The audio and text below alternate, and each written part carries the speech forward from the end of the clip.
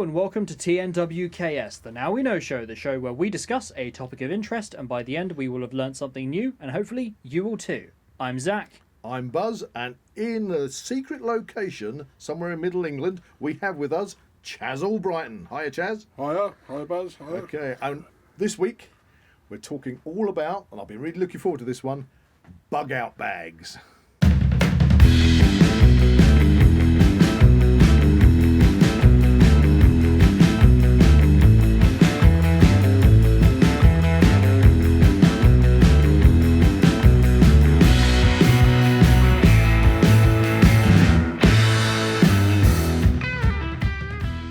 If you enjoy the Now We Know show podcast, support Zak Wylde Productions on Patreon or join our members on YouTube for early access, ad-free content and exclusive episodes. Okay, so before we start on bug out bags, it's time for Weird and Wonderful. Thank you for joining in with that, Chaz. We didn't give you any warning on that one. So Weird and Wonderful. Do you remember last week's? the Eiffel Tower. The Eiffel Tower, the conundrum of the gentleman who had spent 8 years building a matchstick Eiffel Tower. Only to have to get the world record. To get the world record. Who contacted the Guinness Book of World Records. And they rejected it. Which was really sad. Yeah. Anyway, developments. So we are doing a part 2. Wow, I didn't expect this. Last week's Weird and Wonderful. Basically, and I've now seen it. I actually saw it on a news bulletin. I don't know if you saw this. He's built this Eiffel Tower. It's taken him 8 years, and it is 28 feet tall or something. It's a big. It's big, you know. The poor guy has spent 8 years building this thing to get the world record, and it was turned down.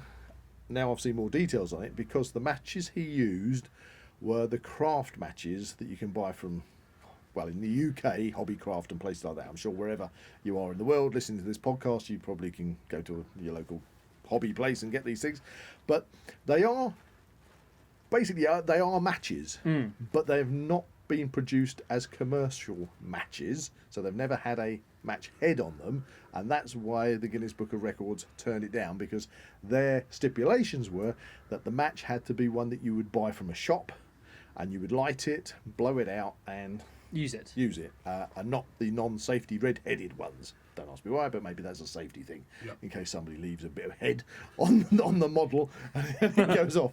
Anyway, so he was really let down, obviously. Yeah. But the news is the Guinness Book of Records has relented and reversed their decision and have allowed him to have the record. Huzzah! They've reviewed it and they've said they've changed it. They thought there was a bit kind of strict on their rules. Well, that's what we were saying last week. It was the fact that it was like so nitpicky. Yeah, that they rejected it. So they've decided that yes, they were matches, and they've changed their definition of what a match is, and so yes, he has the world record. Huzzah! Huzzah! So that's good news. So that's good news. After last week's little bit of upset for the poor guy, now he is the world record holder for biggest Eiffel Tower made out of matches in the world. Yes. Matchsticks. Matchsticks. That's it. Yeah. Yes, matchsticks. Matches, yeah? Well, there you go. Anyway, bug out bags! Yay! So this is kind of along the lines of one of our preppers podcasts. Yeah, this is a preppers podcast. It says it in the title. Yes. Okay, and we love prepper podcasts, and we are definitely from the school of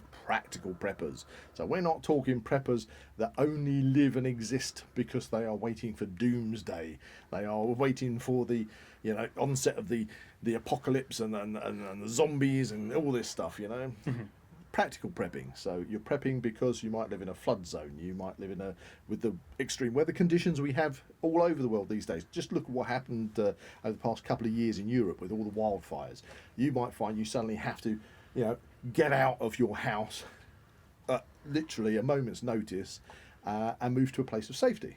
Lots of things, yeah. There's all sorts of, you could be in a trouble zone, flares up in the world, wherever you live, and you need to get out. And of course, if you're in that situation and you're a practical prepper, you would make sure that you've got a bag that you can take with you. Now, we're not going to go over EDCs, because we have already done a podcast on that.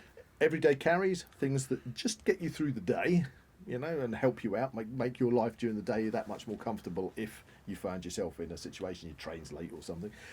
And we've been through, we've spoken about grab bags as well, Yes. haven't we? So a grab bag would be something that if you suddenly had to be evacuated to the local, say, community hall or somewhere, and you've got a bag that you've got some clothes in and you've got bits and pieces, and because you don't know if you're suddenly evacuated because of a natural disaster, that you might not necessarily have any food, you might just want to make sure you get some snacks and blah, blah, blah.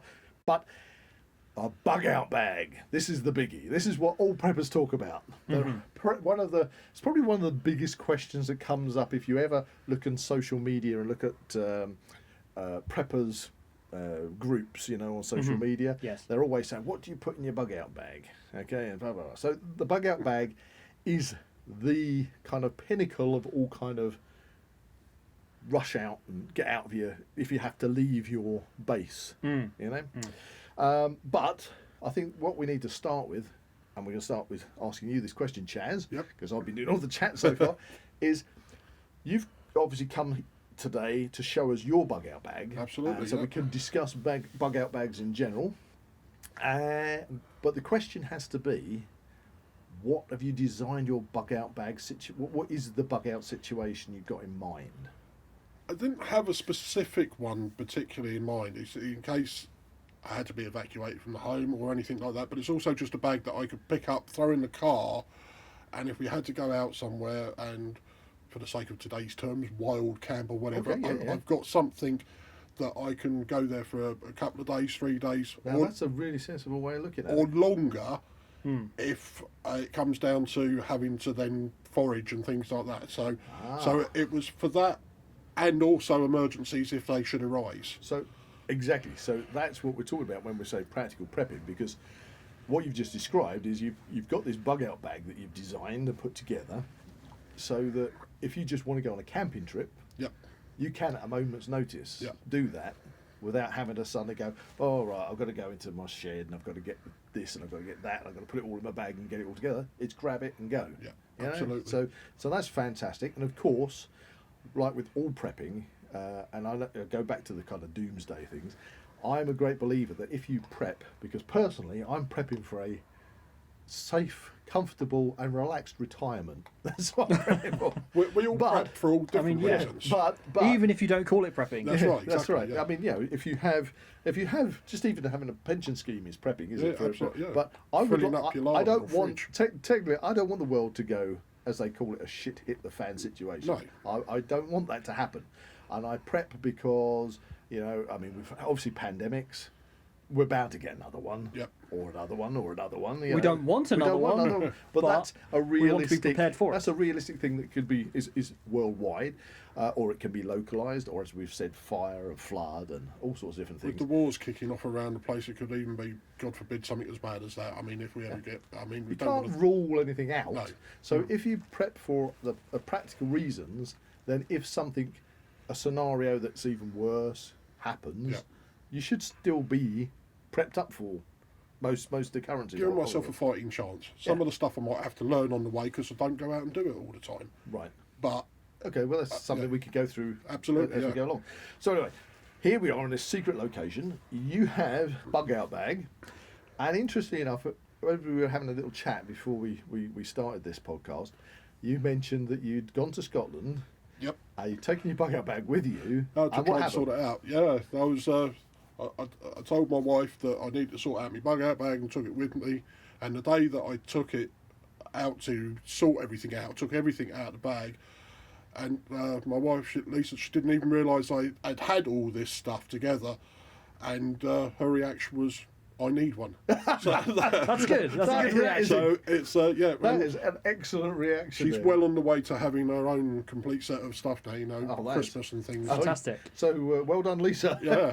No, but that's the kind of reaction, because actually it's not a negative thing. No. A lot of people do find, as soon as you mention the word prepper, it does have that kind of connotation around it still. It's the mad lot of people. Yeah, absolutely. But it's not. We're trying to normalise that. We are doing our best with the Now We Know show and other things to make it as normal as it should be. And I don't want to go into this great detail, but even the government have been bringing out a new initiative called the Resilience Academy, where they are trying to get both local authorities, emergency services, businesses and the UK citizens to be prepared for Scenarios. scenarios that could occur, such as floods, fires, localized events as well as national events, and part of that is encouraging citizens to be prepped to a certain point, which might be, as we've done in previous podcasts, just being prepped for blackouts, and things like that. Yeah. I don't know how popular they are anymore because I don't see them so much, but we used to have whole organisations that would teach kids. We had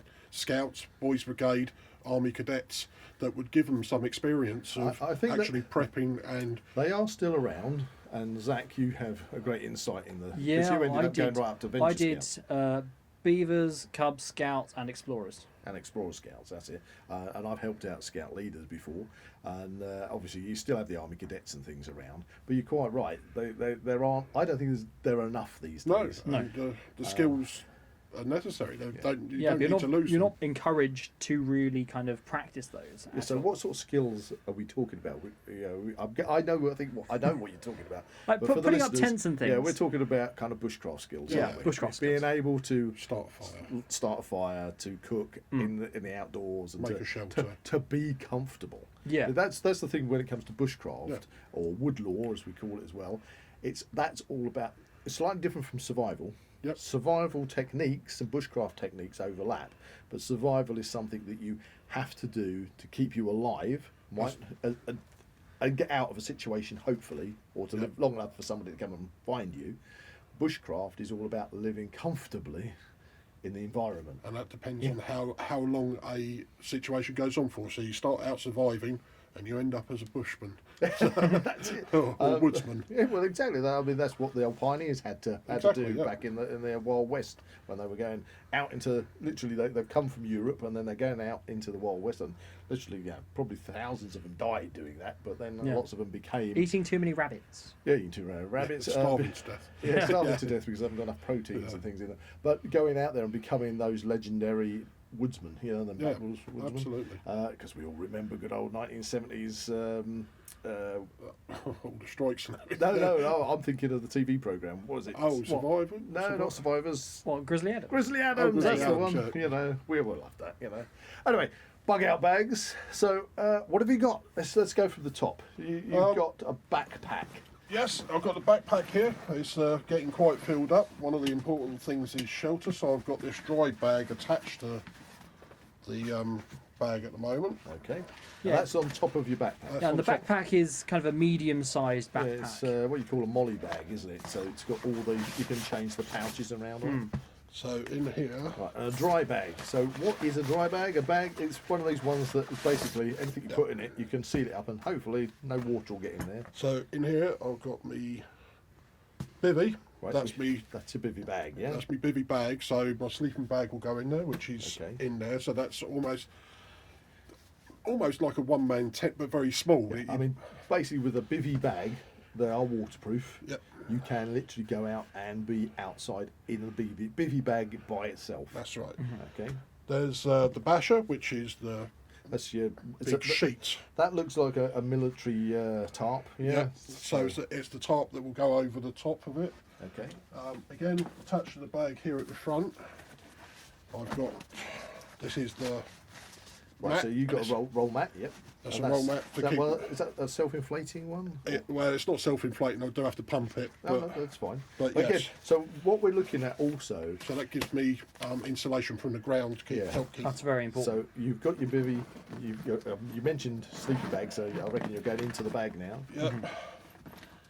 Just got to remember what part of it is. So while you do that, let's just discuss. So something. initially we're establishing a shelter. yes.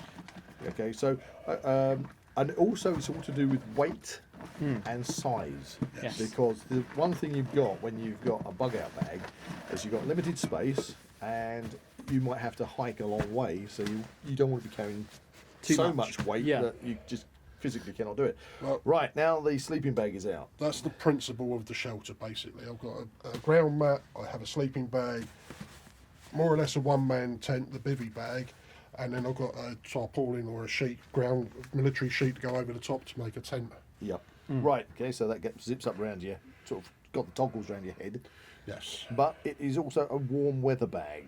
So it's got the temperature here, 10 to 15 degrees centigrade. I'm sure that you can probably weather if it was lower temperatures than that, especially inside the bivvy bag. Because obviously It's the layers, and that's Yeah, the why layers is a key, isn't That's it? why I figured a smaller bag, because it's about weight and carrying. It's about weight and carrying. So a smaller bag. So when you're talking 0 temperatures or sub-zero temperatures, it's all to do with layers.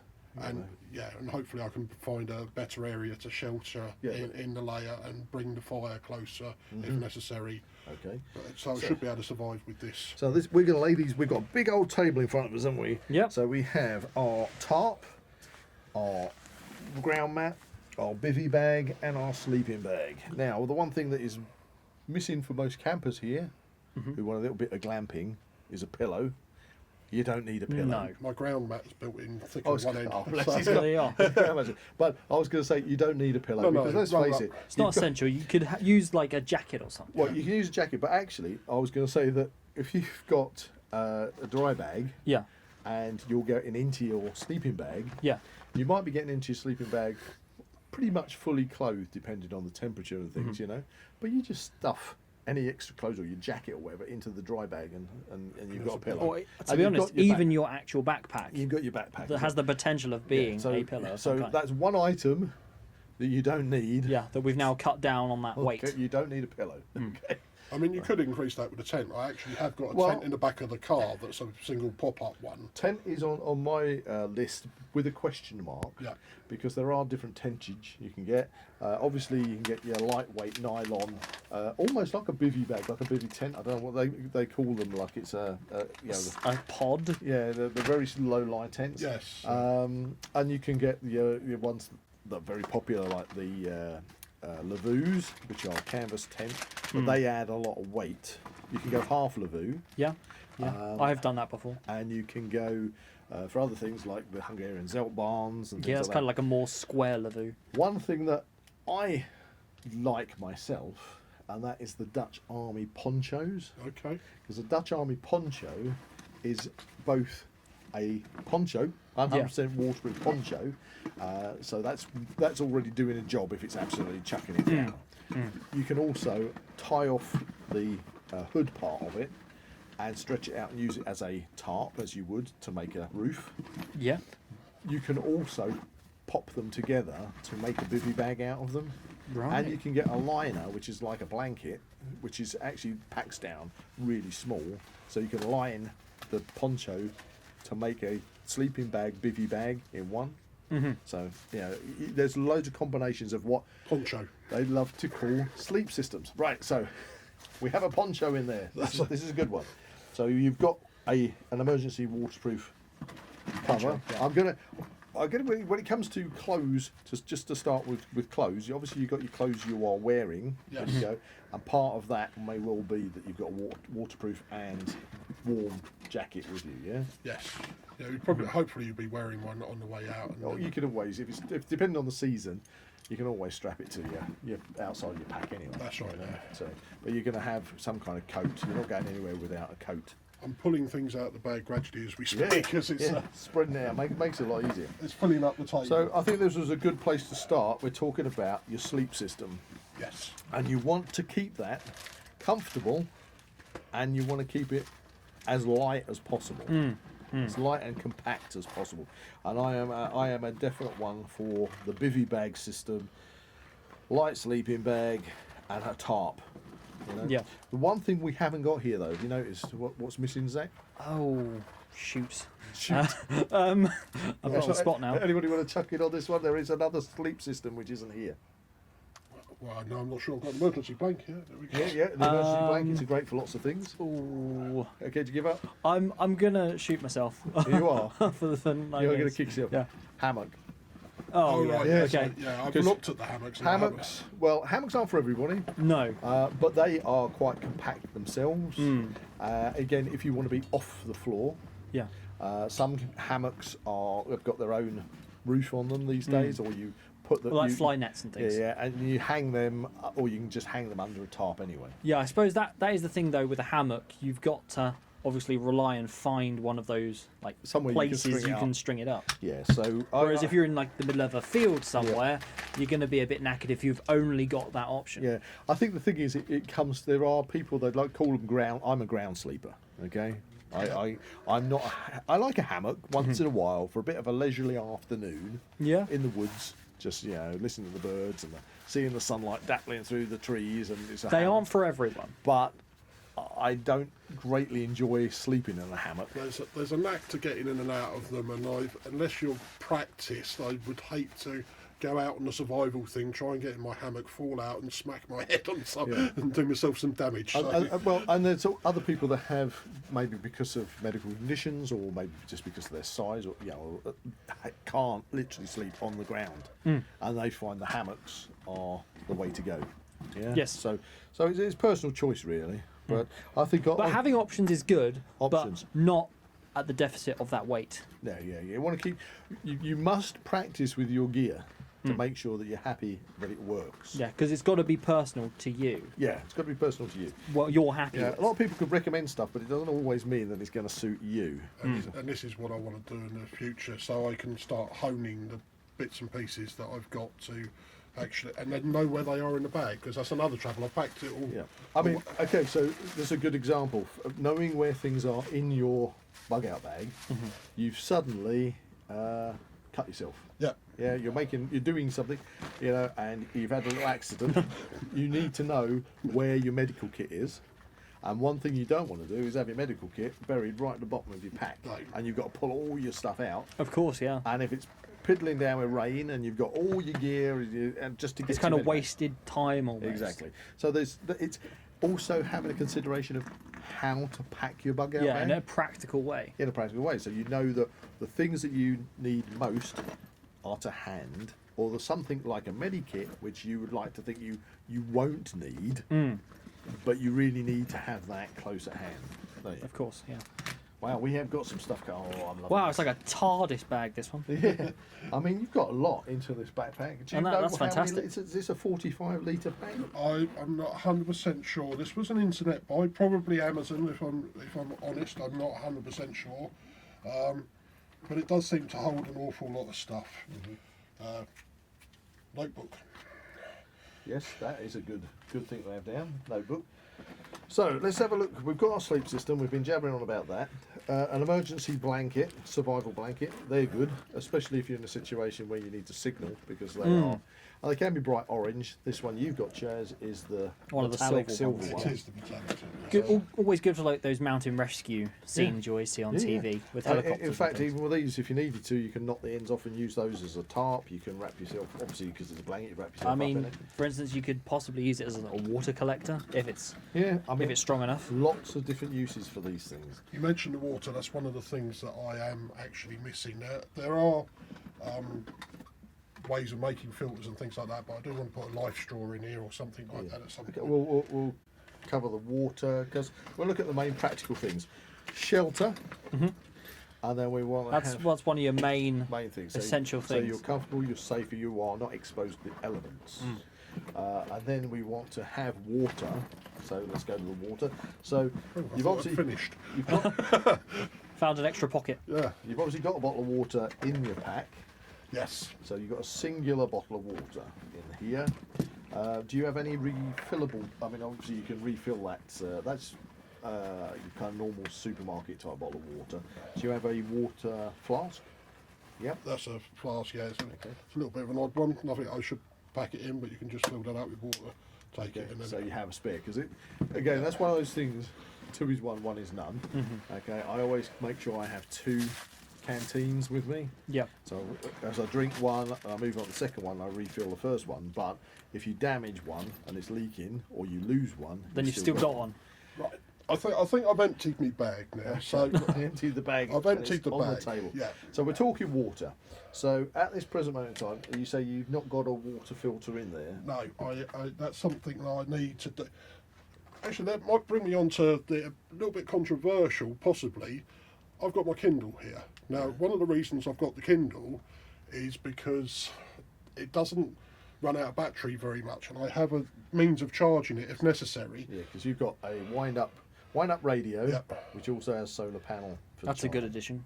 But on the Kindle, I've downloaded some prepping survival books for information, for knowledge. Oh right, So yeah. I can, if there is something I don't know or I've forgotten how to do or whatever, I've got a resource that I can go back to. Now I know it can get damaged and things like that, but then taking a book, and it's a lot lighter. I can carry hundreds of books on this. Yes.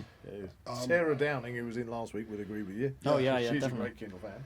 So, just in the library, I can go into practical survival skills. There's a couple of books there and bits and pieces, and I need to look for more and add to it at some point. No, that is a fine addition. And even for a bit of entertainment, just to kind of take your mind off things. Yes, I've got books to read as well, exactly. Yeah. I do like reading. Honestly, that is part, I'll say survival, but any situation, to be able to give yourself a bit of an uplift. You know, that's why I always have in there, I might have some sweets. But it might be that it's just the fact that you've got some tea bags or some coffee, and you've got the facility of making a hot beverage, can be so morale building. Exactly. You know, you don't want, especially if you're like tired, worn out, you're wet, cold, that can really lift your spirits. But thankfully, we're not going to be wet because we've got all this stuff. So we've got our Shelter, system. yes. So we're talking about the water. I've only got the one bottle at the minute. Yeah, you've got a spare canteen there. I've got a spare canteen. So let's have a quick talk about water filters. So a simple one to carry would be something like a life straw. Yeah. And they're pretty good. you know. And some of them have bags and that, so you can actually run little it through. pumps that go through. I'm just trying to think of, I can't think off the top of my head the commercial names of those ones. But for example, using the life straw, which a lot of backpackers use when they go in around the world. The thing with the life straw is you can literally put it into water and suck through it like a straw. Yes, life straw. But you can also screw it onto most. Yes, that's most exactly. bottles. Yeah. So if you've got like a 2-litre Coke lemonade bottle, whatever, most bottles they all have the same That same universal. thread. Absolutely, yeah. So you could actually fill a bottle up with water from a river. And screw the life straw on the top of it, and then just squeeze the bottle and get clean water out of it. You know, Absolutely. And unfortunately, it's one of those.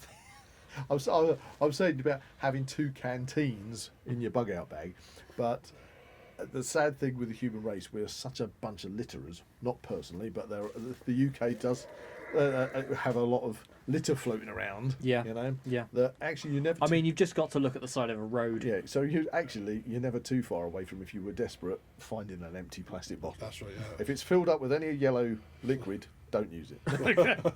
Especially at the side of the road, like uses it. Yeah. So How good are the life straws? Does it cope with that? yeah, but I think a life straw. Yeah, off the top of my head, how many litres that's does it about take? 1,000 litres. That's kind of, is that like a guarantee or? Well, kind of you backwash them. proposed, yeah. But I think it's good for about 1,000 litres. And then they recommend changing the filter. Then I change it. But you have other ones. There's a particular one that I like called the Grail, which is a cup which has a filter in it. Yeah.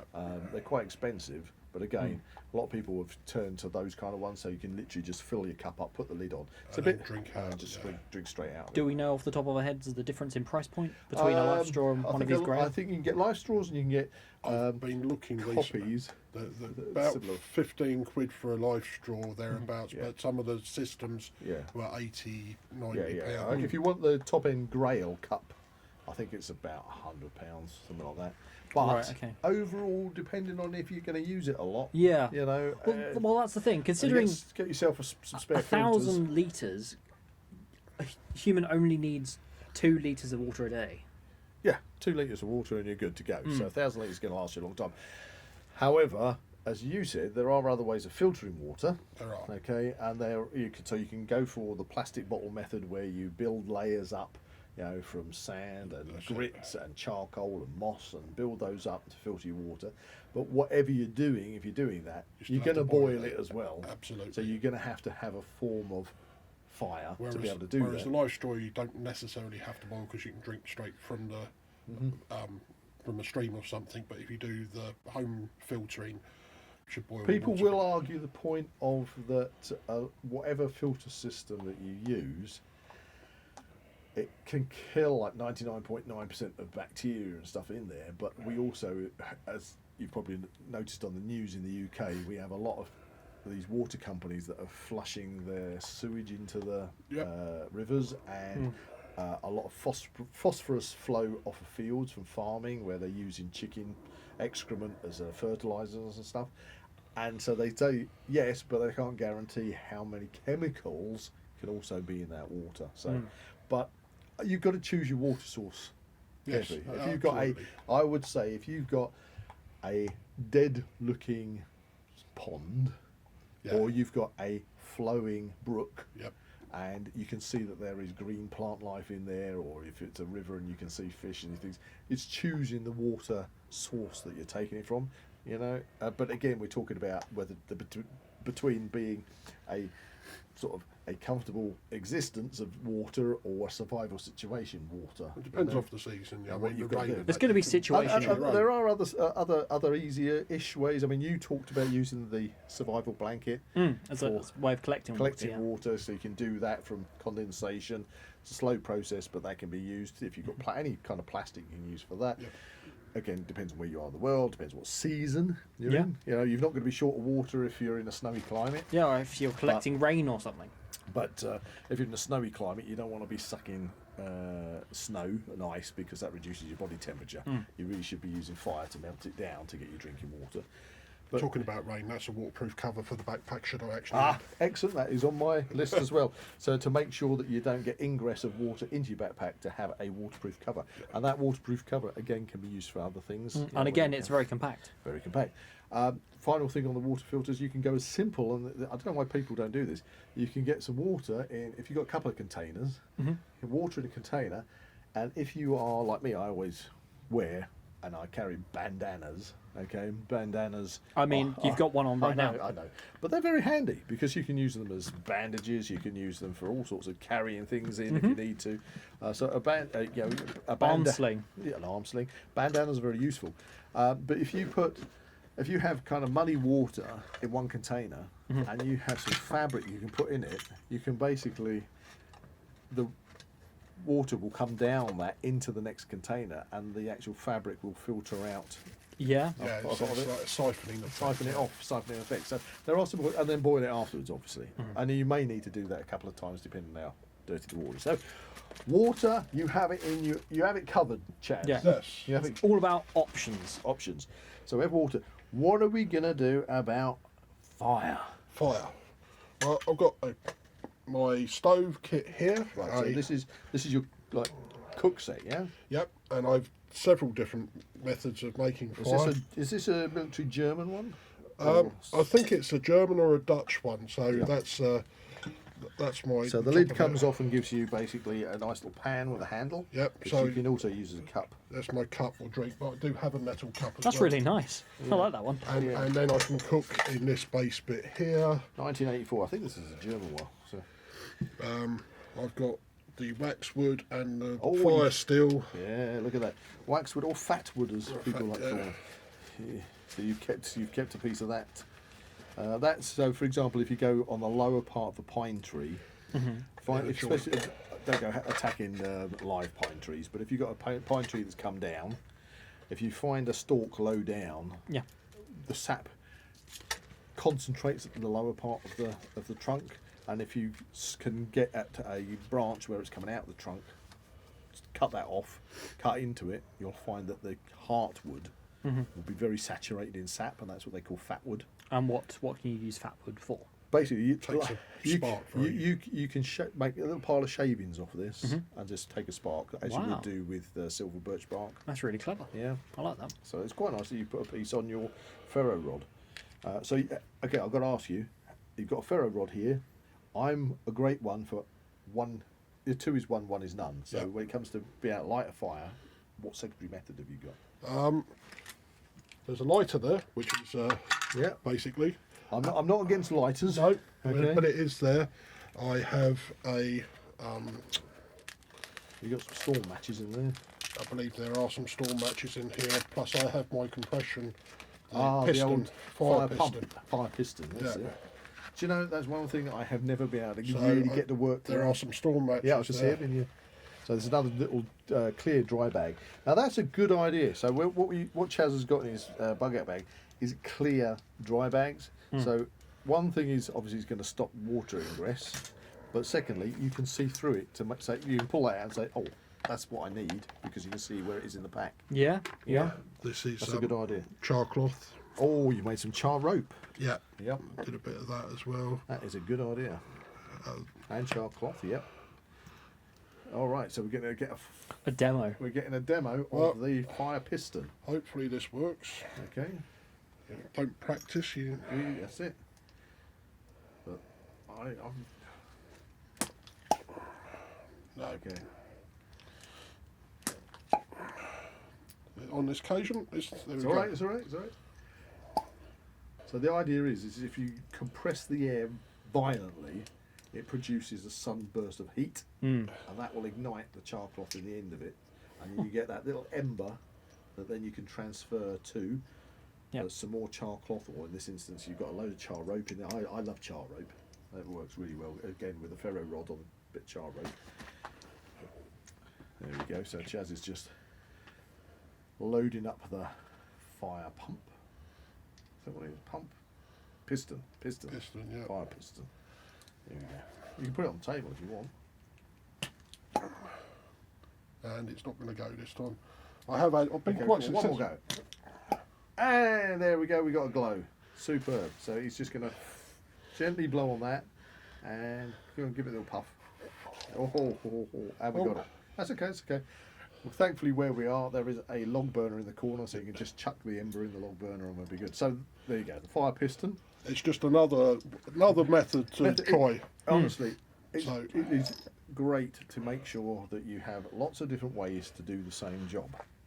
I'm going to ask you this. Can you make fire using traditional friction methods? Like hand drill?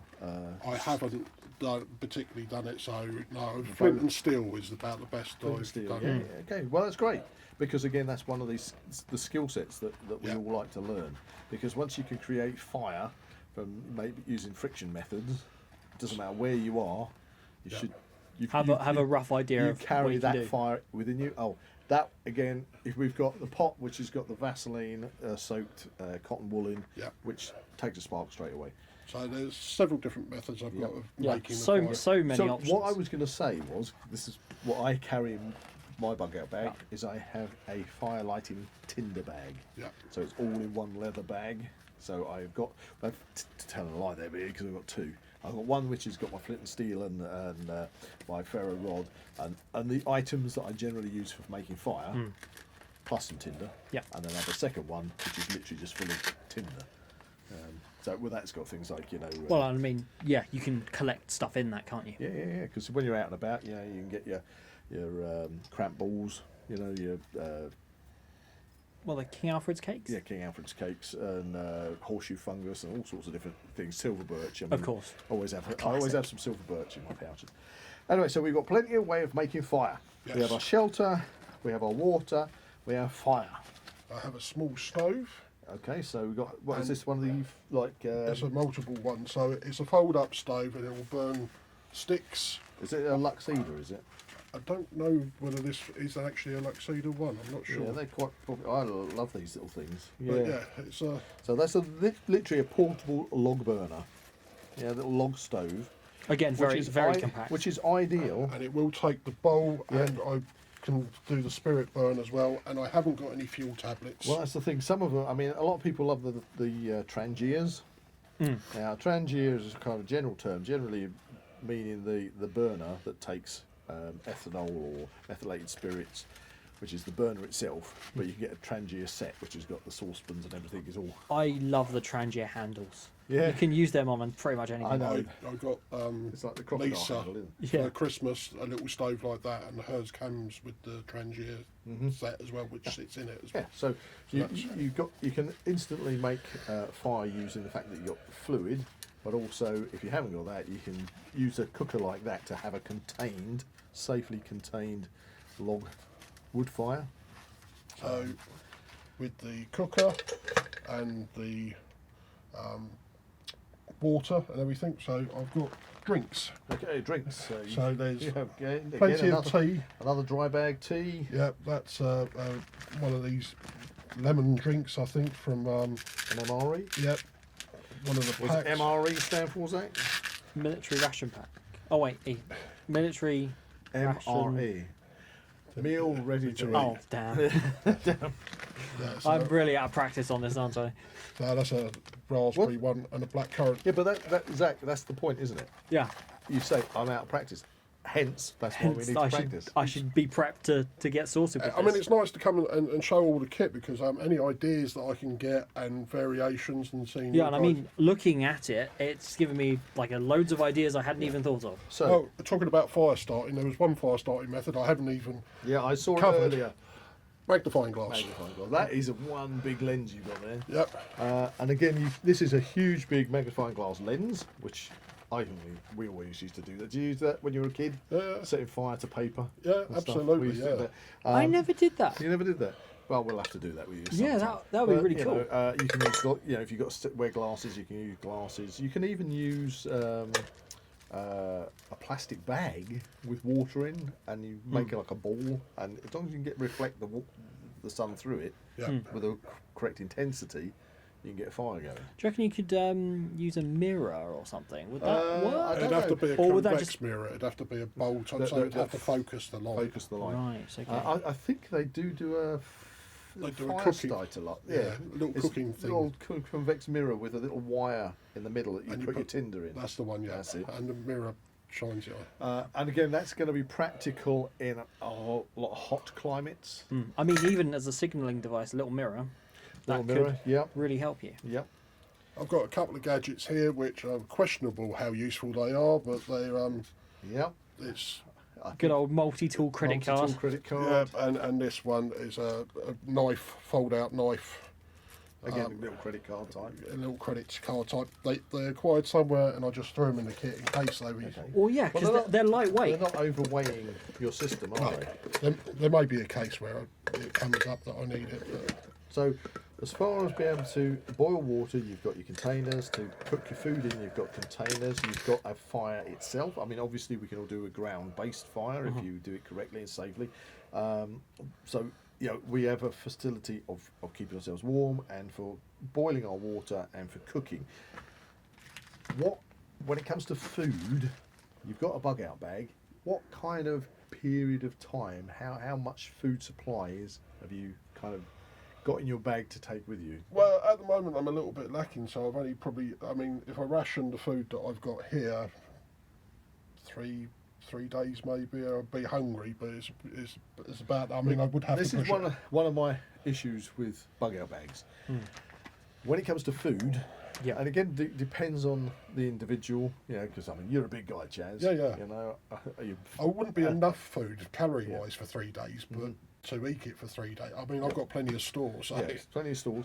But that's the thing. Food does take weight, Yeah. and it does take a lot of space. I mean, those high energy bars, they're Yeah. actually pretty good. I have those in, and we did a review on those, and I have those in my bug-out bag, so I can literally last off of those for 48 hours just eating the high energy, high calorie bars without touching anything They else. do take some chomping Yeah. Yeah. You need a But drink. Yeah. I know I'm getting the calorie intake to keep you and I'm going. not gonna starve to death, and that's the thing.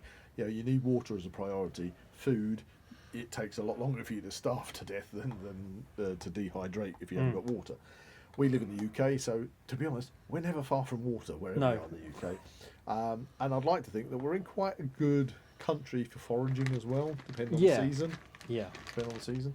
But anyway, so we've got what? So let's go on a 48 hours Okay. comfortably Yeah. on the food. Yeah. So we've got a couple of instant noodles there. Yeah. I've got Got them some on ration packs. a ration pack, Soup. a soup, a couple of high energy bars, and a couple of those drinks will be quite high energy. Yeah. The raspberry drinks And some baked beans. Yeah, Oh, baby. and a little tin of baked beans. Little tin. I mean, that's the problem. Really, I find it impractical to take any kind of big canned food.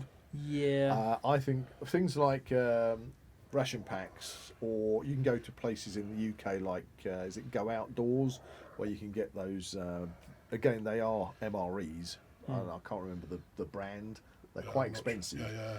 They're always touting like the astronaut food type Yeah, things. MREs can be quite expensive, but the good thing about them is they do give you a high calorie intake, and they are low storage space. I've been looking at a couple of other things as well recently. A lot of protein.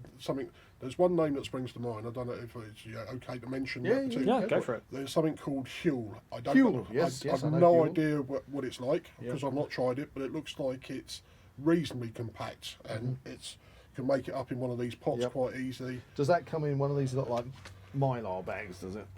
Because these are the mylar type bags, which are the like the places. food in these last Yeah, like Go Outdoors and things. I do find that some of those have become rather commercialised in comparison to like your army ration packs. MREs, But that's the thing. You buy an army MREs. They're usually, if you buy them, that's because they've got to their best before date, and I'm going to say best before date because they'll last for years. What do I say? Best Best before, not too bad after. That's it.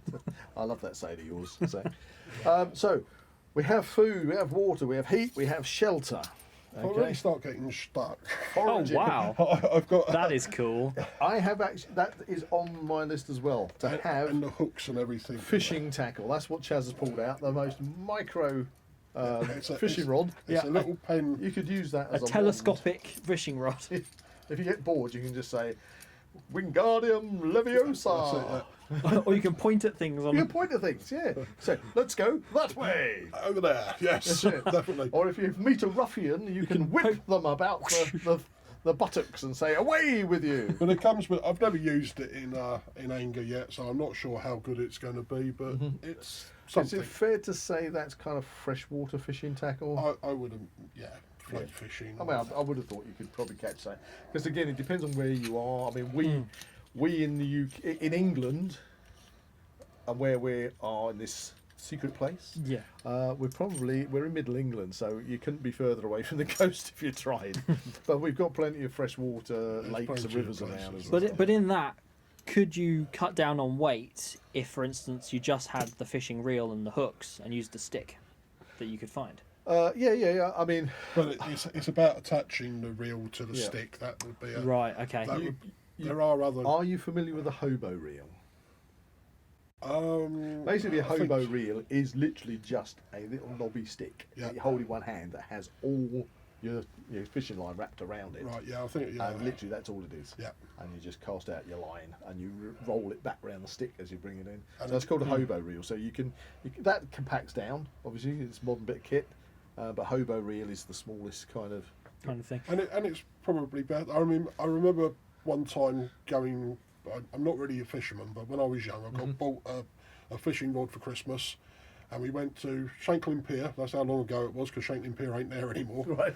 And went down with my rod, fishing off the end of the pier, and my mum, just for the hell of it, bought a hand crab line.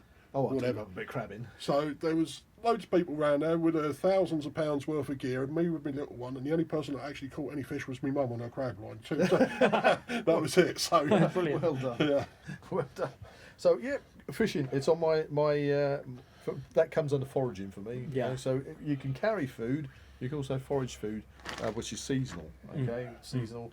But that's where a little bit of bushcraft knowledge comes in. Yeah. See, the one thing you can carry with you, that takes no weight, is knowledge. Oh, I just found the other thing. I forgot the water purifying tablets. That Yeah, was another. water purifying tablets. I knew I had some somewhere. I'll go through my list a bit later on, so then we can sort of compare things and see if anything. Then I can take notes. Another thing that may help with catching a little bit of food or something is we have a slingshot catapult, whatever you call it. Yeah. So it's a small one. It's compact. I've got a load of BBs in it, ball bearings. Yeah. So it's good for taking out anything up to any small game up to the size of probably a goose. To be honest with you. Yeah, they do pack a punch, those ball bearings. Yeah. So but then the hunting side of it is only for.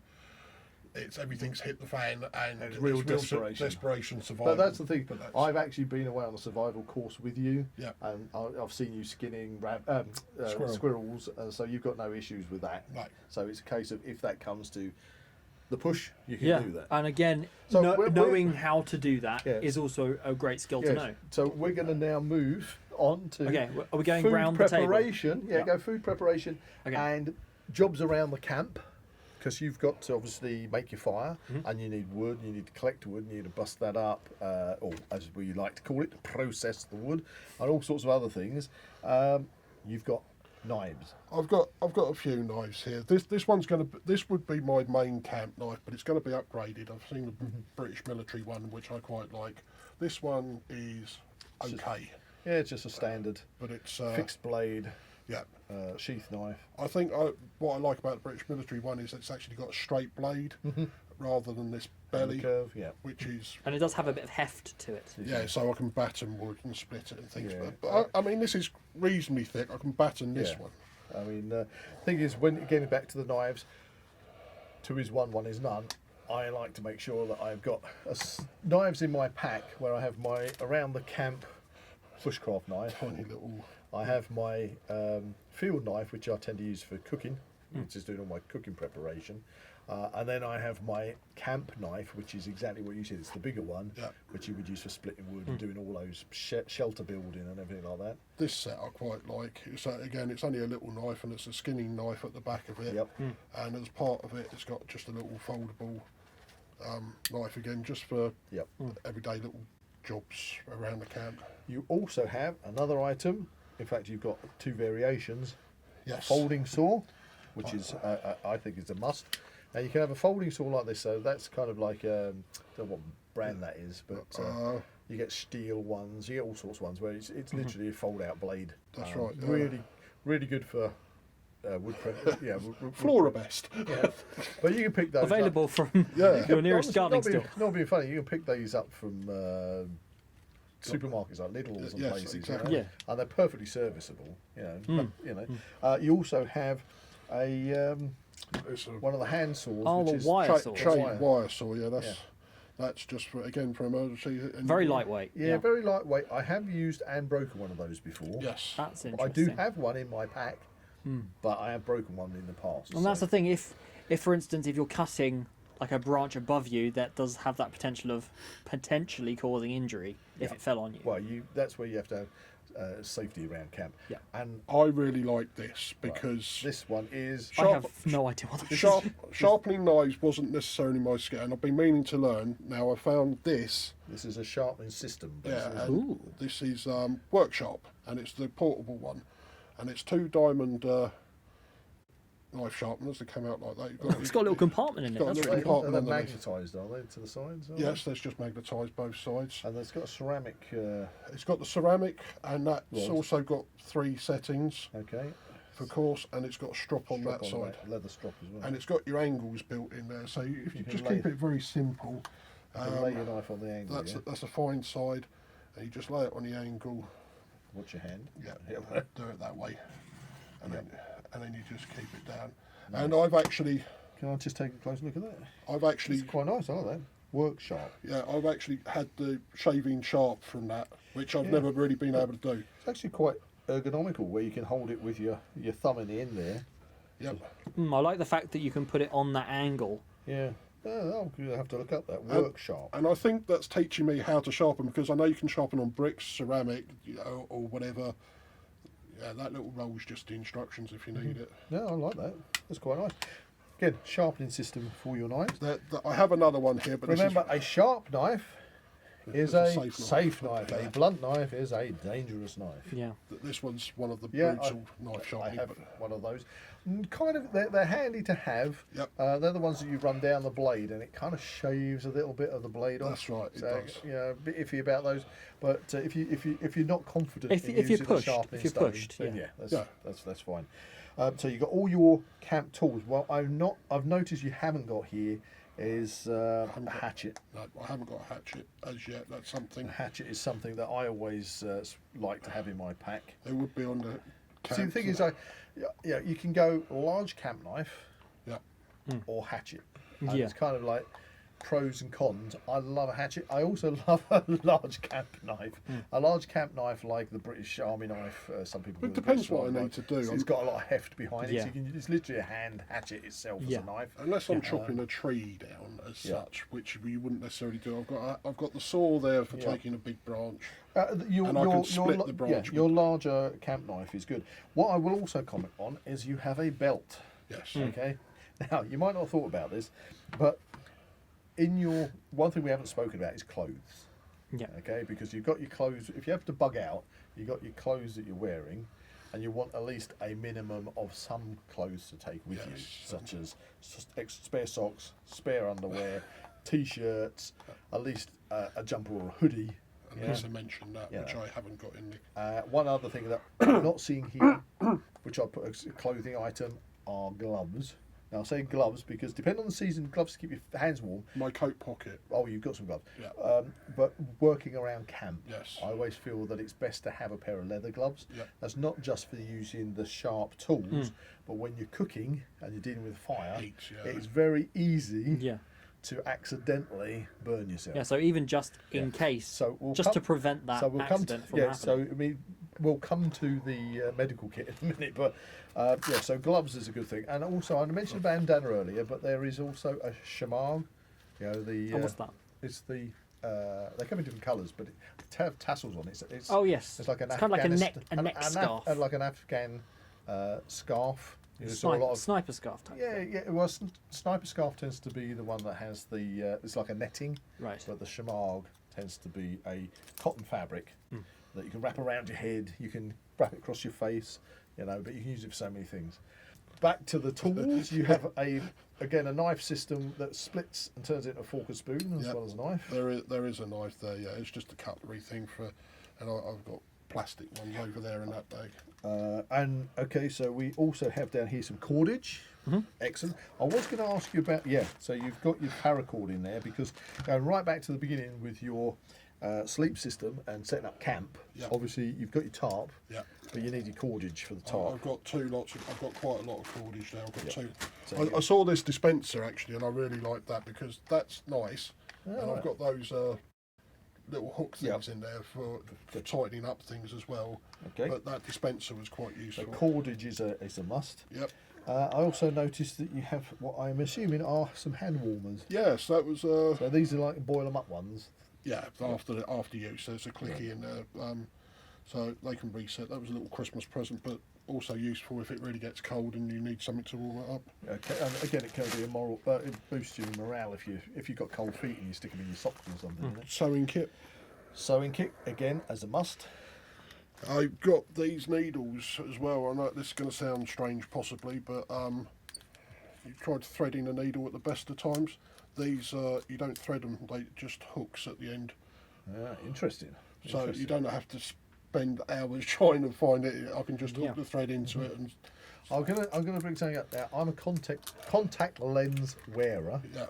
and when I'm not wearing them, glasses. So again, you wear glasses. Do you have a spare emergency set of glasses in here? Not in here, no. So- I do need to. I have got old glasses that would get me by and push them. See, I know as a contact lens wearer, and I feel more comfortable wearing contact lenses than I do wearing my glasses. But I know contact lenses are going to be only last me as long as the contact lens daily disposables, how many I've got. Yes. So I always make sure that I have my glasses, but I have backup glasses in there as well, just in case, because you never know if you're going to bust your glasses or lose a pair of glasses. So that's something. Because there's going to be things for people listening where you are, you've got individual needs, Yes. and Yes. therefore you're going to have these things. It comes to that personalisation of the And pack. I think where we're coming onto that is what I want to talk about next, which is your medical kit. My medical kit is over there. That's in that. Again, another see-through dry bag. That's right. And this is a. This is like a wash bag. That's a wash Okay, bag so kit. you've got your. We'll come back to the personal hygiene. But yeah, so we've got medical kit. Now, what kind of stuff have you got in there? Obviously, you've got plasters, bandage. I've got some Savlon for wounds. Yep. There's some gloves in there. There's plasters. There's a bit of bandage. Have you got painkillers in there? There are some painkillers there. Yes, there's just Ibuprofen, yeah. paracetamol, both. Some antiseptic wipes. Yeah. That's Aerogard, which is like a bug repellent that Yeah. you spray on yourself. That's mostly it. I haven't got the sling. Again, there's a You've got a spare another blanket. another blanket, Right. some tape. Yep. Always good. So it's not comprehensive, but it's got mostly a bit of micropore there. So any cloth or something to make a bandage would. So this is. I always like to have steri strips in mine as well. Okay. In case you get a bad cut, you Right. can then literally, because they're the surface skin, Yeah. like stitches, skin steri strips always a handy thing to have. What I was going to say about personalising your bug out bag, especially when it comes to your MIDI kit, think about it. There are people out there that have certain medical conditions Yes. or needs. Yeah. You know, it might be that you got athlete's foot, Yeah, something yeah, like that. absolutely. You know, you need some antifungal foot powder. Or an EpiPen or something like that. EpiPens, Asthma pump. asthma inhaler. In fact, to be fair, when it comes to feet, again, I like to have some blister pads in there because if you're having to walk a lot, Yes, you know, absolutely. there's nothing worse than getting a blister. So it's something you can treat your blisters with. Maybe some Vaseline as well in there because that's good for blisters. And to be honest with it, talcum powder, because talcum your feet down and letting your feet dry out. If you're well, nothing worse than cold, wet feet. No. Yeah, and you want to you must look after your feet. Yeah, so things that you can do to look after your feet is a must for me. Talcum powder's a good shout, and it might be something that I add. You know. So What else have we got on the table? We've still got loads more to go through. medical stuff wise, this is a bit of both. This is a bit of a personal luxury. Wet wipes. Yeah, honestly, wet wipes, and it can come under the Medical stuff because obviously, they are. You can dry those out. If you have a wet wipe and you dry it out, you can actually use those as tinder Yes. as well. So I had the personal hygiene thing. Yeah, let's talk hygiene kit. So you got toothpaste, toothbrush. Yeah. You've got a shaver, unlike me, who's like a hairy monster. There's mirror. there's your Mirror. mirror for Yeah. And that's I'm going to take it. Is that a metal mirror or a glass mirror? well, I think it's a metal mirror. Yeah, It's that's- quite flexible. Yeah, It's so not- that's a safety mirror. So you can see yourself, Zach. Yeah.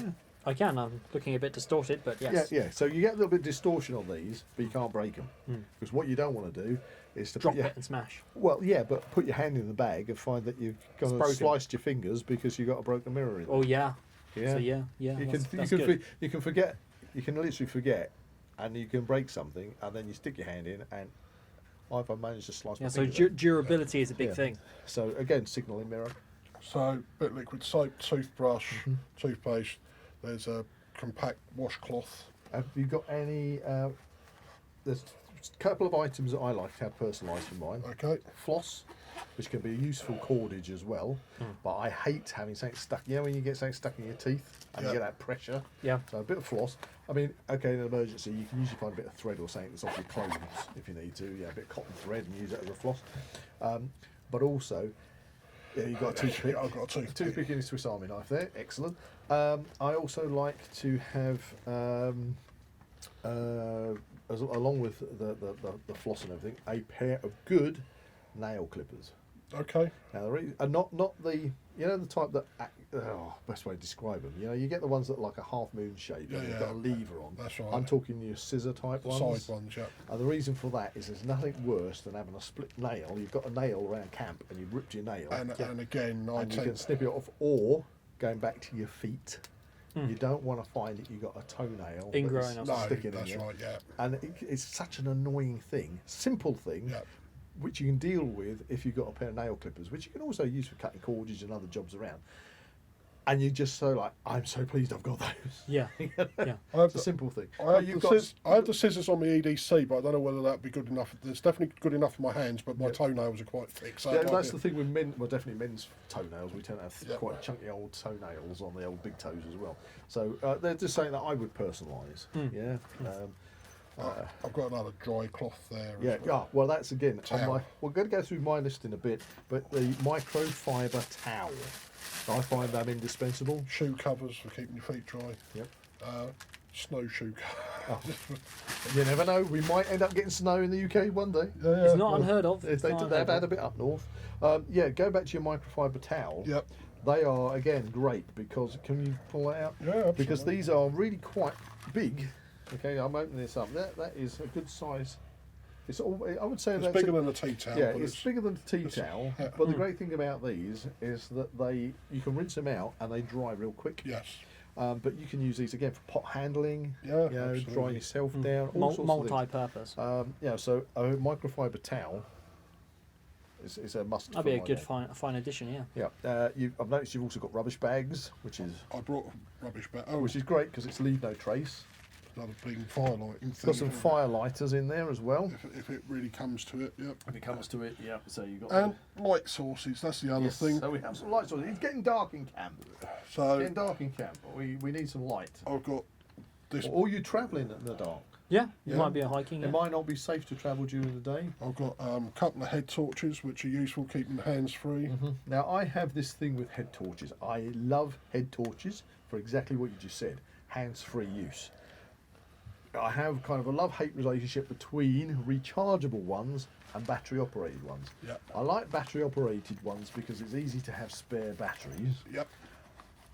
and the rechargeables are great, but you must have a source to recharge. You'll like this then. I like to diversify. Right. This is something, I don't know how good it is, I haven't had it long enough really to use it in So earnest. what's this called? This is a... Shadow Hawk high performance light, flashlight. And actually, in some respects, it could be a bad thing because it might be too powerful. So it might kill the battery. So this has a rechargeable battery in it, which obviously you recharge through a USB port on the side there, but Yep. you can use that to recharge your phone as well. So it's Right, like a bank. Yeah, power bank. But if Yeah, I not can't standard. recharge it, I've got a little Right, so it's- treble A's. yeah, because the and that will rechargeable batteries I've noticed recently in a lot of these torches. They're not standard. They're no. not standard battery. No. But you've got the adapter which takes the AAA, three Yeah. AAA's. 3 AAA. So So that, you've got the best of both worlds there. that will take this, and it is. Is that zoomable? Is it adjustable? boom? Yeah, it's let's get it to there. Yeah, It's yeah. the old square. Oh, it's got target on it. as Yeah. well. Halt, who goes there? Yeah, who goes there? Awesome. So when for your backup power, you do have batteries. You do have Of course, we have another torch. power bank, and you've got, as we mentioned briefly, you've got your wind up torch. It's a wind up torch, radio, Yep. battery bank, all in one. Exactly, and It also takes batteries. Yeah, yeah, and it's and got the solar panel on it. Yeah. absolutely, just on the top little solar panel. So again, you could find out. At least you can tune in on the radio and find out what's going on. If there's anything being transmitted, if it's a national emergency or something, We just got to hope in this situation we haven't been hit by a big solar storm, which has caused a massive EMP, and it's Taking us back to the Stone Age. taken us back to the Stone Age and basically destroyed all the electronic equipment. But there you go. Alright. If that's the case, well, I don't. want to talk Thankfully, too we're much. prepared for the rest of it. Yeah. of course I've got a lead there which takes it, and that's a multi-lead with 3 different connections because it'd be a waste of time having to charge without that lead. Exactly. So- Well, again, minimum of 2 charging leads. Yeah. You know, because if you lose one or you bugger one up or something, or get, you know, And I have one walkie-talkie, but Walkie-talkies. my wife has the other one. now, so- walkie-talkies again, it's on the list, but it depends on whether you are travelling with somebody else. Yes. And if you get separated by a little bit of distance, because walkie-talkies generally, you depend on what's in between, you're not going to get Well, a huge if distance. my wife and I go out and we're having a wild camp somewhere and something like that, and somebody has to go off and collect firewood, Yeah. and somebody's looking after the camp, You can we can communicate. communicate with each other. It's just out of line of sight. We've got that. I think that's a very wise decision, Chaz. That's excellent. So so we have gone through your kit. Very comprehensive Very comprehensive. Yeah. on review, yes. On review. So I think I am now going to hit my list. Okay. It's going to be interesting to see how they compare. And well, I think when it comes to bug out bags, Some of as them we are said, there was right, a couple of things you've mentioned were very. as I said, right at the beginning, it has to be personal. Yep. And it has to be designed for what you think you're going to need for your bug out scenario. Yeah. Yeah, because you can go like the whole hog, but the more gear you have, The more weight, weight it is. So I'm a very much a person for getting the weight down and not taking anything that's non-essential. But this is the big but. It's making a decision of what's not essential. Yeah, that is the thing, isn't That's it? the thing. Right, here we go. So this is a list that I've compiled that might be useful for the listeners, for us, and we can discuss this as we go through, okay? And I've not put this in any particular order. But okay, so we're going to start off with a large waterproof rucksack or bag plus a dry cover, which you've got, Chaz. Yeah. Now, this is an interesting one, which I have covered in previous podcasts with the grab bag. You might want to also bear this in mind for your bug out bag, depending on the situation that you put under. Especially if it's a flood situation or potential that you've had to be evacuated because of a wildfire, and because look at all these houses that where the wildfire, the houses go up. Yeah, so you think, I've got to go. There's a wildfire coming, which in the UK isn't unusual now. Nope. They had them down in Kent, things. So this is something that you might want to consider if you haven't already. Not necessarily keep it with your bug out bag, but this pack to keep it in a safe and secure safe where you can go and grab it a moment's notice, and that is your documentation. Okay. Which is something I hadn't considered. So let's go through this. So let's just say you've got a lot of important documentation for your personal self and your household. So we've got possible all these things. Some people have some people don't have everything. You've got passports, driver's license, birth certificates, marriage certificates, your education certification, the deeds to your property if you own it, mortgage information, household insurance details, personal insurance details, your will, vehicle registration and ownership documents, bank account information, your government gateway login details if for your tax purposes, if you're self-employed and you're doing your tax returns, your national insurance number, a USB stick. I would recommend 2 USB sticks because they're only light, but a USB stick with copies of all that documentation on it as well. Yeah. Okay. Plus family photos. Okay. Yep. Because they go up in smoke, you'll kick yourself. Yep. Okay. And of course have, if depending on the situation, but cash, bank cards, and one other thing I've tagged on the end of that is your CV as well. Okay. Because you might not want to have to write the CV up again. Okay, if you CV, it's an idea. And I mean, if Okay, it is in that potential scenario, and they are kind of like the government, whoever's emerged as being in charge, they might be looking for people to do things. Yeah, and you can prove it. And you can prove, at least to some extent, that you've got the skills. It's a good idea to have a lot of that stuff so- on the USB stick, but we have the cloud as well these days, so Yeah, there's yeah, another yeah. backup. Unless we get hit by an EMP, it all goes down. That is, Well, yeah. there's a house fire and so there's I know. variation. Very situational. But whatever way you do it, consider all those important files, because trust me, if you lose them, it has to be a nightmare to try and get it all back again. And I mean, Okay. especially proving your identity, Yeah. that can be a trouble even at the moment. Exactly. So if you have all those documentations, just on an everyday, prepping, keep them safe, Yeah. keep them secure, ideally in something that is both waterproof, so in a dry bag of some sort, preferably in a fireproof safe. But somewhere, if you need to be evacuated or you need to leave your home, you can grab those and take them with you. Yes. Right? So there. Right, so hygiene and wash kit. Okay, we've gone through some of this. I've got microfiber towel, dental floss, clove oil. I hate having toothache, so having something for toothache is good. Sanitary products. I'm talking about that for the ladies, but they can equally be very useful for the men if you want to use them for wounds or for starting fires and things like that. Wet wipes, deodorant, toothpaste and toothbrush, emergency sewing kit. You've already covered that one. I mentioned it, nail clippers, possibly also a nail file. Some of them have one built in. Talcum powder. And if you want it, toilet paper. Okay? We haven't talked about going to the toilet. But you might want some toilet paper. Hence the wet wipes as well. Wet wipes. I mean, you can get Bit of luxury hygiene, hygiene wipes. Dispose of it sensibly. Leave no trace. Okay. And again, I mentioned it, special needs. So you might be somebody like myself. My special needs would come under contact lenses and having spare glasses. Okay, because that's sensible. Medical kit. Again, special needs. We mentioned it. Asthma pump. If you've got something like that, you want 2. Don't just rely on 1. EpiPens. You mentioned those, Zach. Yeah. And of course, if you have a particular medical condition, you want your medication for that. If you've got kids with you, okay, because we're adults, but if you had small kids with you, you might want something like Calpol in your medical kit, something that the children, some kind of painkiller or medication that the children can take if they're not feeling very good.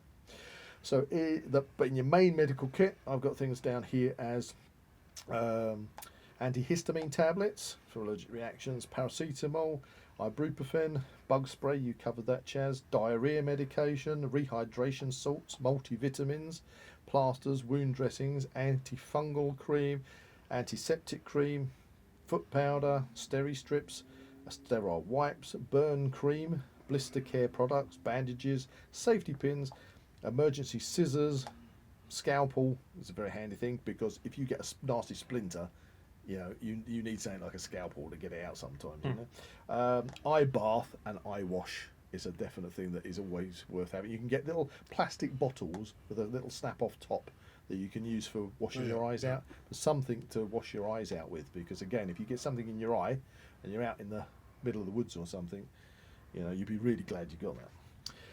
Okay, let's go over clothing. So you've got what you're wearing. Okay, a good pair of boots. I would recommend bugging out with trainers on if you can help it. So good boots, underwear, 3 lots of underwear, 3 lots of t-shirts, an extra pair of trousers or jeans, 3 pairs of socks, a jumper or hoodie, waterproof jacket. May well be wearing that anyway. Waterproof trousers. Again, if you have waterproof jacket and trousers, they can be those ones that compact right down small as well, so save on weight. Poncho, we've covered the poncho. Again, you can get ones like the Dutch Army poncho, which is you can use for so many things. A hat or a beanie, keep your head warm. A chamois scarf or bandana. Very useful things they are. Winter gloves and work gloves. So I made a separation between winter gloves and work gloves. Gloves that keep your hands warm, but if you're working around camp and you want leather gloves, they're best, but leather gloves aren't necessarily going to keep your hands warm in the winter time if that's the season. So just bear that in mind, because you don't want to get frostbitten fingers. It's horrible having cold feet and cold fingers. Gaiters, something we haven't mentioned, but if you are having to go cross country through a lot of wet or a lot of fields, gaiters might be something. I mean, Chaz did mention boot covers. Yeah, he has. I've got some boot boot covers. So, or some kind of something just to keep your lower legs dry. The ankles. Yeah. Because loose trousers are good, because if you have loose trousers and they get wet, they tend to dry out better in the wind. If you wear jeans and they get wet, they just stay wet. Yeah. Oh, he's getting his, look at those, look, rubberised boot covers. Oh, wow. Wow. It's even got a left and a right on it. Look at that. Just in case you get confused. No. It's got 2 lefts. Oh, you. or is that large? Could be large. I think it might be probably. Do you know what? large, yeah. That's it. Anybody going to see your imprint, they're going to call you Bigfoot. Because we all know that it's called Bigfoot because He only leaves one footprint, and this time it's going to be considered a set of left-handed footprints. Okay, so belt. I mentioned belt. The reason I think a belt is very essential is not necessarily just for what you think, holding your trousers up and keeping your camp knife on it or something. But I mean it, holding your trousers up, because if you're away and you're not eating very well, you'll be surprised how much weight you lose, and then your trousers start falling down. And you've got to put cordage around you, whatever. Hence the paracord, do you? A belt is a very handy thing to have, and again, you can use it for all sorts of things. I prefer a leather belt, but there you go, belts. Okay, shelter. We've covered this with you. Tent, question mark, up to the individual. Bivy bag, tarps or poncho, paracord because you need it for your tarp, sleeping bag, ground sheet. Blanket is also something you might want to think about. Hammock we mentioned as well, and having a roll mat or an inflatable mat. So they're all covered. Cookware, again, it comes down to choices. So you've got your military cook set. I love a military cook set because they are designed and they do what they're designed for perfectly well. Obviously, you can go outdoors and camping places, and they'll sell you a whole range of stuff. I just go for the military, bomb proof. You know? So then you got I do like a separate cooking pot with a lid, if you can fit one in your pack. Folding firebox, Trangia cook set, Trangia fluid. We've said. Question mark on this one: small gas cooker and gas. I don't go on those because some people love them, but once you run out of gas, they're just a useless item, But horses for courses, and we've talked fire lighting, so ferro rod, flint and steel, matches, lighters, fire pump or piston, should we say, chemical methods such as potassium nitrate and sugar, traditional fire friction methods, carrying a fire lighting tinder pouch in your backpack, you've got a great one because I love the fact that you've got some cloth and char rope in there, and a tin opener. Now, tin opener, I've put down that because if you're cooking, because this is under the cookware bit, there's nothing worse. I mean, you've got a tin of beans here with a ring pull, but if you do have a tin, having a tin opener, which is on your multi-tool or on your Swiss Army knife, or just a tin opener, a good old P38 tin opener. Is that one of those little metal ones? Dinky ones. Yeah, that's a really tiny one. I don't know whether this has got one on it. But a tin opener, it can be an absolute boon. Oh, I really love those massive claw ones. Yeah, like on the British Army penknife. That's it, yeah. Yeah. That beast will open anything. Yeah. It will. Fray Bentos pies. It'll tear one of the lids off of that. Right, so then we've got food. We're getting there, guys. We're getting there. Food. So if you're talking, you want at least 24 to 48 hours worth of food in there, which could be made up from things such as MREs, high calorie energy bars, sweets. Make sure you got tea and coffee, because hot chocolate if you want it. You can obviously forage, and the fishing. I was great to see that you had your fishing tackle in there. And there's one other area. There's one other area that I want to bring up on the food stuff. Yeah. If it comes to bugging out, not for everybody, and it depends on the scenario, but you might want to actually put caches of supplies out there where only you know where they are. Yeah, so essentially you're bugging out to somewhere with one stuff. thing we haven't mentioned is if you're bugging out, you might be bugging out to a place. Yeah. And depending on where that place is, how far away that place is, how you're going to get there, it might be worth having caches of supplies, which food supplies, yes, but you can also put other things in those caches. So that might be so that reduces the amount of stuff you need to carry. Yeah. Because you can say, I know where my caches are, I can go there, and then I can store stuff. I can retrieve this cache and move on. So caches. Water, we covered that. So water bottles, minimum of 2. Water filters, spare filters, and water purification tablets. You nailed that one, Chaz. And obviously knowing your bushcraft knowledge of how to do filters and other things, gypsy wells and such like. Camp tools, knives, minimum of 2. We've already mentioned the British Army penknife. Yep. That's our favourite little penknife to carry. Hatchet or large camp knife, multi-tool, Swiss Army knife. That's what you've just been playing. Yeah, absolutely. Folding saw or bow saw. You can actually make a bow saw very easy, even if you've just got a saw blade, which can slide down the edge of your backpack and not even notice it's there. So if you've got something like that, or folding saw is ideal. A folding poop trowel. Okay. I keep Okay, that's something I keep looking at is the Hori? spades Oh, right. and the thing with the multi-tool set Yeah, as well. yeah. So that trowel would be in that. I've got just a simple little folding handled trowel in my pack, but it's so handy just to be able to dig. If you want to go digging for roots and things, if you're foraging, but I'd like a poop trowel. I mean, would a slightly bigger version, would that be like an entrenching tool, like one of those folding shovels? You can go, like Chaz mentioned, the multi-tool shovels. You can have the entrenching tools. All of those things are, I think, all consider weight on them. Yes. Yeah, consider weight. What else have we got down here? Other things, question marks, a hook knife can be handy, and a hand auger, for doing things. They are not necessities, so I put question marks next to them. Again, a machete, which is the large, goes into, I'd say, large camp knife for doing most things. Again, question mark on Or what about a Glock? One of those. that. A Glock. Yeah, British Army Glock. A Glock, yeah. Yeah, again, that comes under your large camp knife. Yeah. Yeah. Which both doubles up as your hatchet, basically. As well, yeah. Yep. Walking staff. You might not have thought about that, but I always love a walking staff. Added support whilst and walking. and you can use that staff for all sorts. Go back to the fishing. You can even use it as a fishing spear if you Or want. tent pole. Tent pole, yeah, or just Bridge pole, something like just that. sticking up in the middle of your tarp if it's a real heavy downpour to stop it from puddling in your tarp if you haven't got a better setup and things like that. Obviously cordage, we have that down. 2 things here: a monocular, small monocular, so you can see things at a distance. Yep. That might come in handy. Doesn't have to weigh a lot because it can be quite tiny. Yeah, yep. And another one for this is a discussion point: a padlock or padlocks. Okay.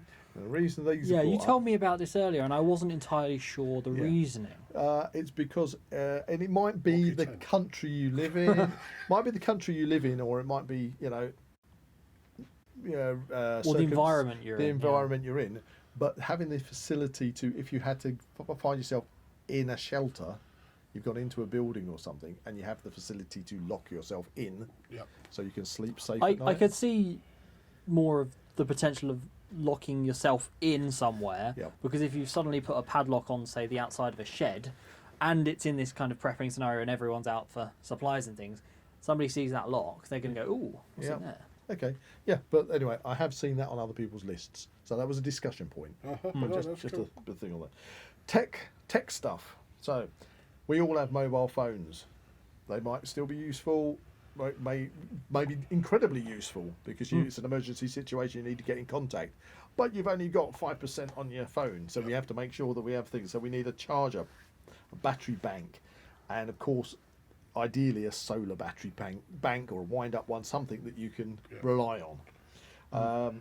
Make sure you've got a minimum of 2 charging leads. Head torch, either rechargeable or battery. If it's battery, a minimum of say 8 replacement batteries for it. Wind-up radio, walkie-talkies. I put a question mark next to. Not everybody might want or need walkie-talkies, but your explanation of why you'd have walkie-talkies is great. And that should mean you've a very fully comprehensive bug-out bag. I think I'd fall over backwards if I put it on my back, though. That's where the customization comes in. There's one thing that nobody's said, and that is a map and compass. Potentially for navigation. I suppose that's the thing. Yeah, navigation. It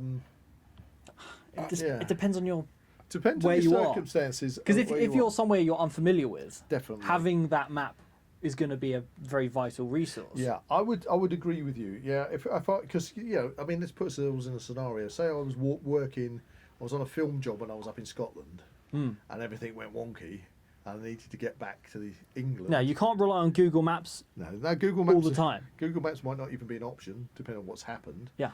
So having a traditional map book or map would be very handy, because for me, I would probably prefer to travel off-road as much as I could. Oh, there's talking about because it. Most people would probably travel on roads, and that is a perfect place for scavengers and people to. He's got an extra he's got his compass on his. I was going to ask what was hanging on the outside of your bag. Hey, there we go. Compass, whistle and lights, emergency light on the outside of your backpack. A couple of carabiners for good measure. Yeah, so having a map, if you don't know your area, if you're going somewhere, forward thinking, what you might have is probably not a bad idea. But otherwise, I think if you've got a bug out plan, you've already kind of know where you're going. But you're going to leave me on this final thing. Okay. Final thing. Come on. Have you heard of PACE? No.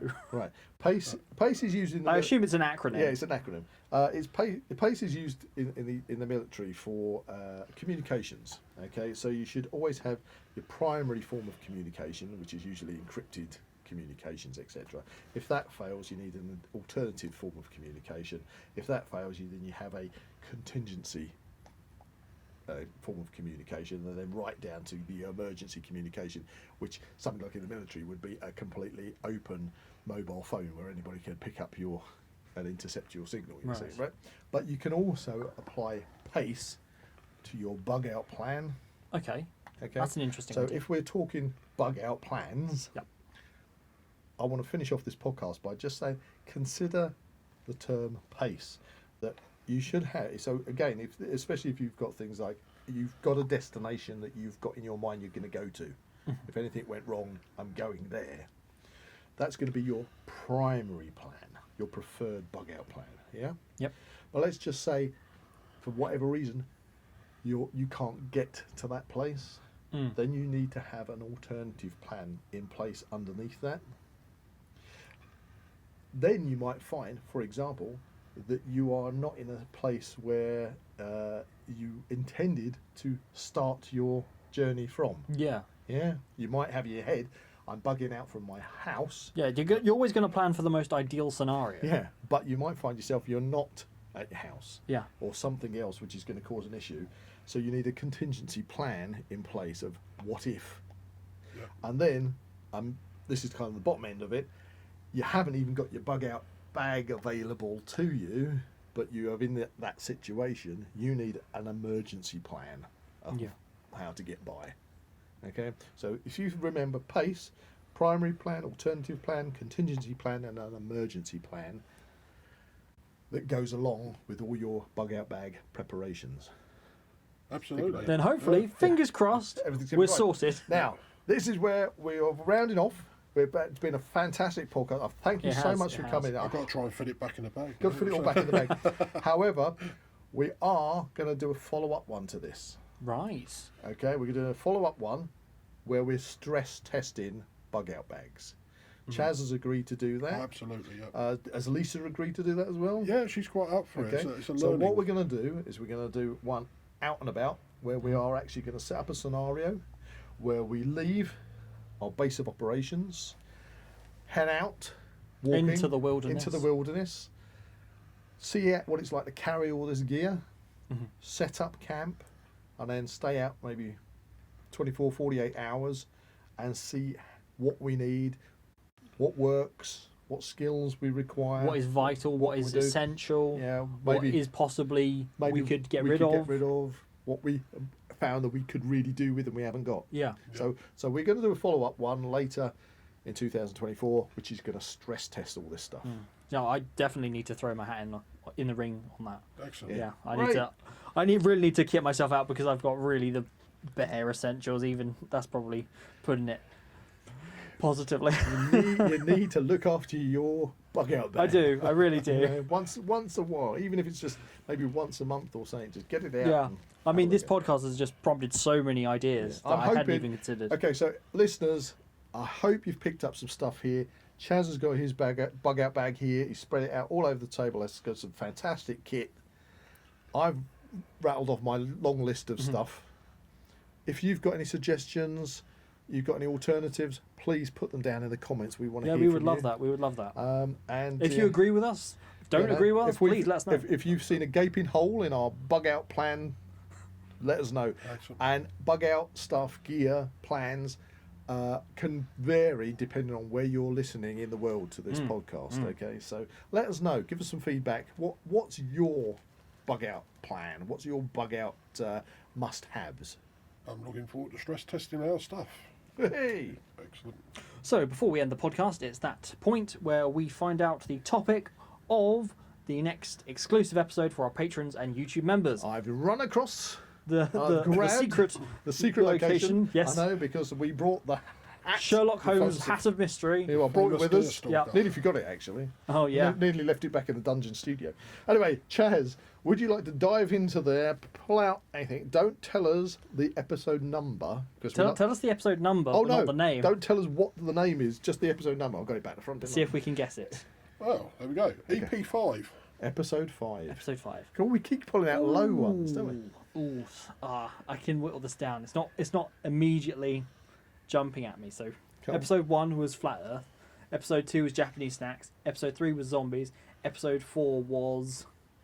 I don't know how you remember all this stuff. I mean, this was episode 87. This is episode 87 that Oh, we're doing. crikey! Oh, he's gone blank on this one. Oh no! Okay, time's going. Beer. Beer was 4. Oh, Oh, what was after beer? What was after beer? Uh, Six was. no, you're running out of time. We done? You're done. Yeah, I'm It's run done. out. What is it? Royal Family Jubilee. Royal the Oh. Jubilee. Well, we can have a recap on Okay. the current situation with the royal family, because Yeah. obviously since the Jubilee, we've lost the Queen. We've got a new king. He's in a bad way. He's in a bad way. So we'll talk about all that in that recap. Yes. So that will be available for our patrons and YouTube members. If you enjoyed this podcast, please like and subscribe to this channel and comment below any suggestions of topics or activities you'd like to listen to in future episodes. That's a be prepared goodbye from Zach. This is a make sure you've got your shelter and sleep system correct. Goodbye from Buzz. And this is a fire starter. Goodbye from Chaz. Goodbye. You can find the Now We Know Show podcast on YouTube, Spotify, Amazon Music, and Apple Podcasts. Keep up to date with everything ZWP on Facebook and Instagram, or visit the Zak Wylde Productions website at www.zakwyldeproductions.com. And remember to join us on Patreon or become a YouTube member for early access content and exclusive episodes.